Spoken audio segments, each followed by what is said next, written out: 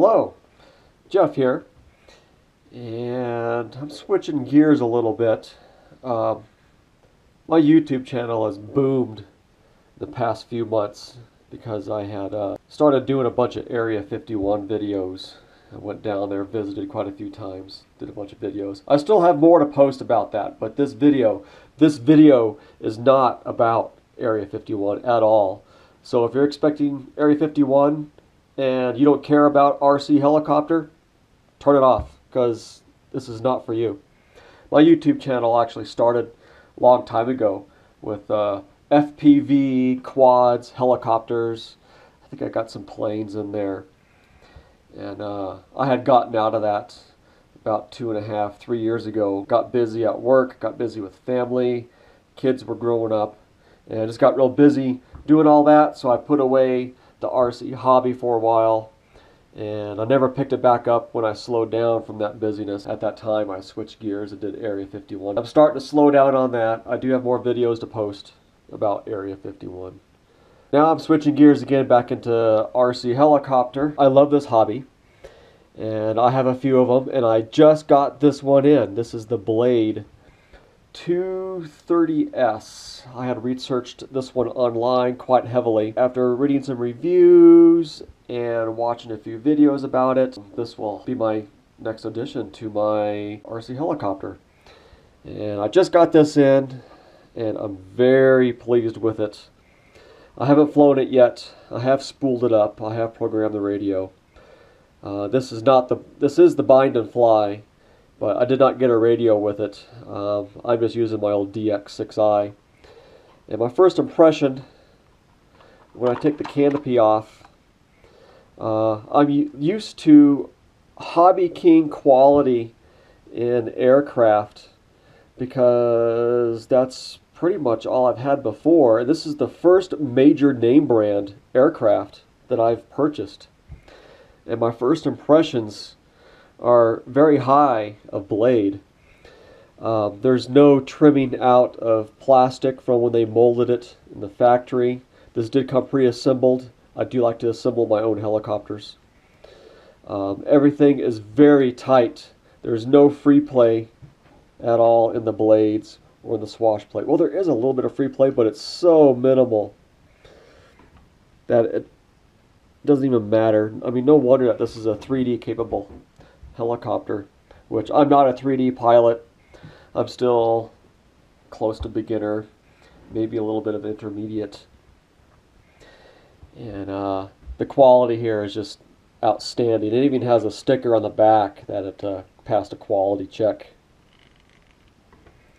Programmed the radio, made sure all the cyclics worked, and you know, when you program the radio in this thing, oh, I forgot my manual. It's still in the house, actually. The manual is quite extensive. It's very informative. It tells you how to program a DX6i. If you're not good at programming radios, the manual will definitely get you there. If you can read tables of information, you can program a DX6i very easily. One thing about the DX6i that the manual does not state, that this helicopter has 3 modes.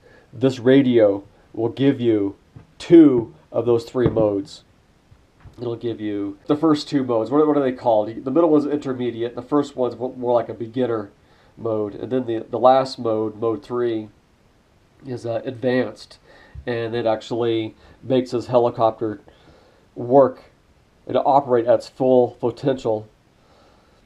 And you can do 100% 3D with it, upside down, pirouettes, TikToks, all that kind of stuff, which I don't do any of that anyway. It takes years of experience to do full 3D. If you were looking for the DX6i to give you all 3 modes, you can do what I did and program. This has model memory in it. You guys already know that. It remembers 10 models. And you can program one model in here for this helicopter that will give you the first 2 modes, and then you just copy that settings over to another model, and you just program your advanced settings in there. So you can do all three modes with the DX6i. It just takes two model memories. After programming this radio for your first two modes, what you end up getting with the DX6i is this is your panic switch. This is your auto level, your bailout, your safe mode. Then over here, this is beginner, and that's intermediate.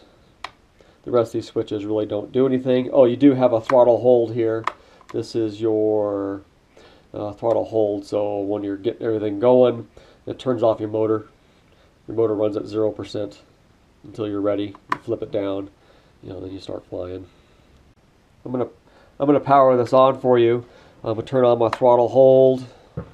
I'm going to show you a little bit of the swash plate there when it's in auto level mode.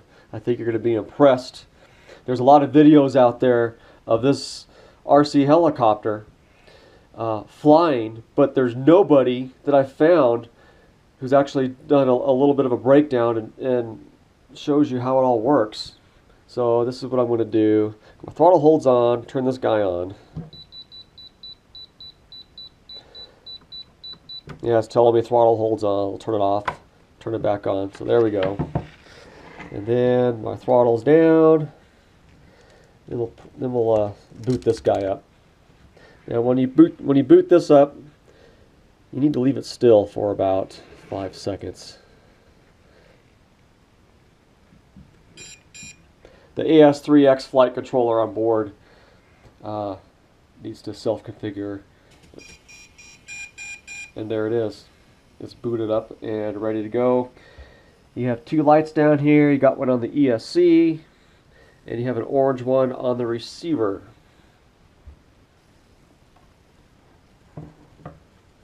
And I am in the first mode.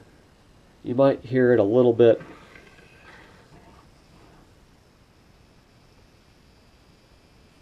buzzing, and those are the servos. That's normal. So I'm going to pick this up, and as I pick it up, let's get it right in front of the camera here. See the swash plate there? Now this is an auto level mode. See how the swash plate tilts forward to bring it back to level? And it does that all by itself.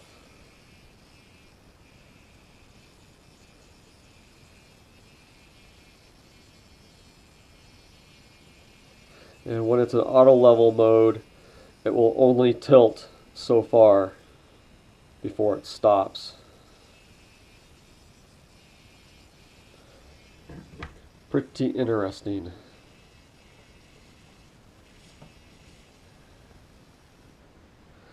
And there's your forward, back, you got left, and cyclic right.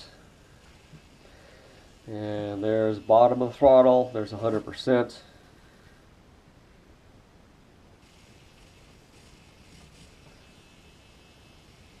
And then when I go into mode 2, it's all about the same, but the response time on the cyclic is about the same.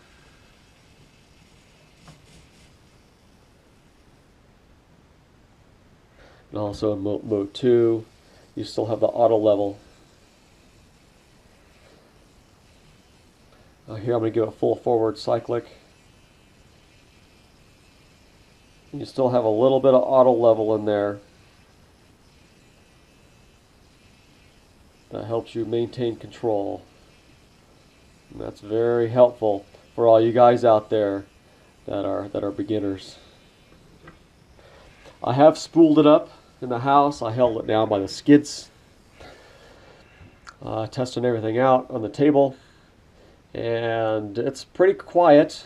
The rear tail rotor, you probably heard those in the videos. That guy sounds like a mosquito. The tail hold, I'm anticipating going to be very good. Very tight tail in forward flight. There's a lot of authority back here. And let's see here. Last up, I want to do a comparison of other sizes. So I'm going to pull up one of my first helicopters. This is a Dynam 250. Now before I set it down here, you would think that the 230 is going to be smaller than the 250. But actually, it's the other way around. The 230 is much bigger. Well, not much bigger, but there is a considerable difference. So I'm going to line up the tails so they're exactly the same. So, oh, you can't quite see it. Let me scoot this back. So the 250 is in front. That's not a real good representation. I'm watching here on a monitor next to me. The 250 is in front, and the 230 is in the back. I can see a difference from where I'm at here. Let me pick the camera up and show you here. Not a big difference, but there is a considerable size difference. Here, let me reverse these.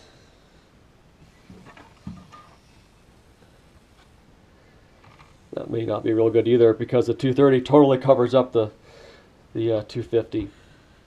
This Dynam 250 here in front, it was good for about 20 flights, and then it ended up being a twitchy radio, twitchy receiver, and this guy actually flew away on me, and I was able to recover it when it got way out, and I just dropped the throttle down real slow, and it successfully landed without damage. And after it did that, I just quit flying it because I felt it was dangerous. Lucky it didn't hit me or somebody else. Move the camera over here. So these tails are exactly even. You can see, look at the nose. There's quite a bit of difference here. Well, here, let's do this. The 250 is 6 inches tall, and the 230 is about 6.5, but the length is where you really see it. The 230 is easy 18 inches, and the 250 is 16. And if you want a size comparison against a 450,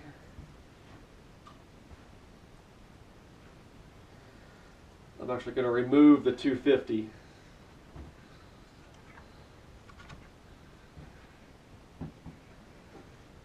This may not be a real good representation of a 450 against a 230. I'll tell you why in a second. Okay, the noses are even.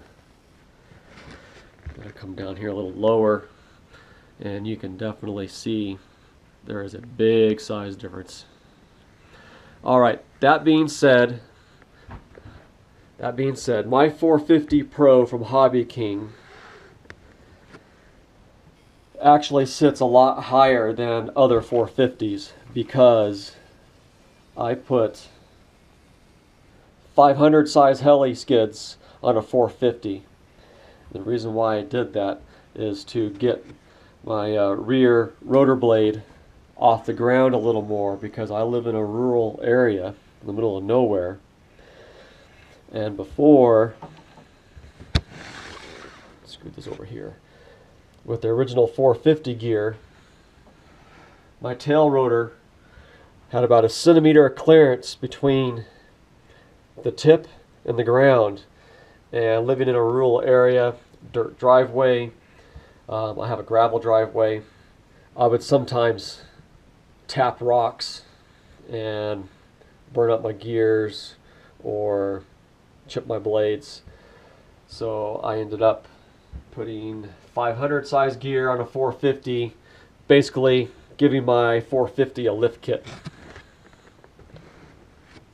And as far as flying it, there's no difference in the way it handles.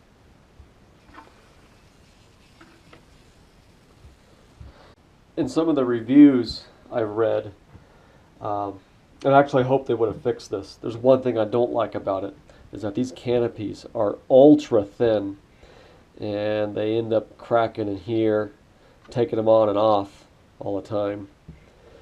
I did wish Blade in these newer version of the 230S that they would have had a thicker canopy or reinforced in here where you're always taking them on and off, but they have not. These are really thin, and I anticipate these cracking out. And after my maiden flight tomorrow, if I like the way it handles, then I'm going to order some aftermarket canopies from Heli, I believe, and they have really good ratings. They're a little bit thicker, and they will probably last a little longer. I know Blade, you guys are trying to keep the weight down on this, but you know, a little bit of reinforcement in here would have been helpful. And also, a battery for these guys is $24. I did order a second battery along with this from eFlight, and they're expensive, but at the same time I did order 3 batteries from another company, and I got 3 batteries coming for the price of 1 eFlight battery, and they have really good ratings according to another fella on the internet. And actually, I'm going to put his review link on this helicopter. He has a flight of it and a huge write-up. I'm going to put it down below in the comments, or not in the comments, but in the description. And that's pretty much all I have to say. I'm going to maiden fly my 230S tomorrow. We're going to see how it does. And I'm actually expecting good things from it. And just for safety purposes, I am going to put training gear on it just to make sure everything works okay with it. And then if I like the way it handles, I will pull the training gear off, and then the fun really begins. Alright, thanks for watching, and we'll see you later in the RC world.